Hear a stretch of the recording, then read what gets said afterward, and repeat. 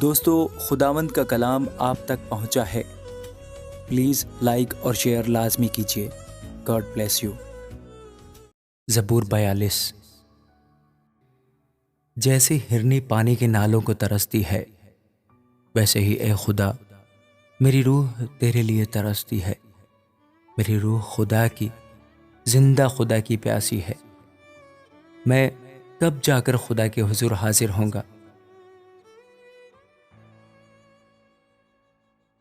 میرے آنسو دن رات میری خوراک ہیں، جس حال کہ وہ مجھ سے برابر کہتے ہیں، تیرا خدا کہاں ہے؟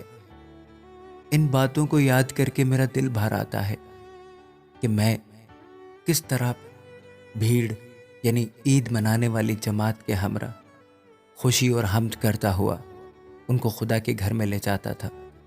اے میری جان، تو کیوں گری جاتی ہے؟ تو اندر ہی اندر کیوں بے چین ہے؟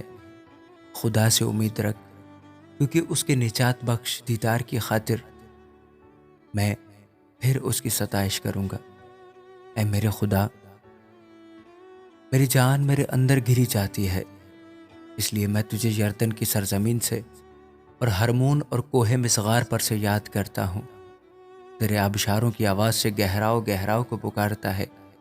تیری سب موجیں اور لہریں مجھ پر سے گزر گئیں، تو بھی دن کو خداوند اپنی شفقت دکھائے گا، اور رات کو میں اس کا گیت گاؤں گا، بلکہ اپنی حیات کے خدا سے دعا کروں گا۔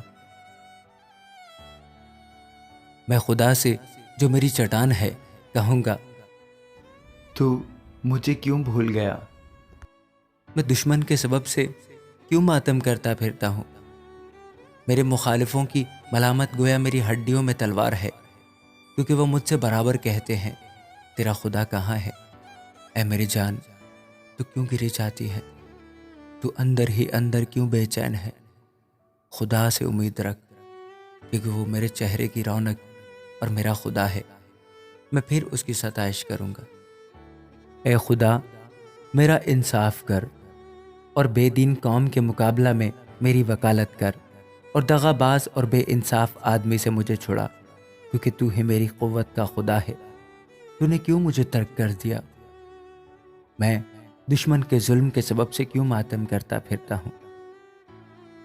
اپنے نور اور اپنی سچائی کو بھیج، وہی میری راہبری کریں، وہی مجھ کو تیرے کوہ مقدس اور تیرے مسکنوں تک پہنچائیں۔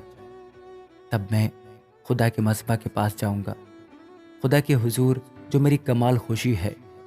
اے خدا، میرے خدا، میں ستار بجا کر تیری ستائش کروں گا۔ اے میری جان، تو کیوں گری جاتی ہے؟ تو اندر ہی اندر کیوں بے چین ہے؟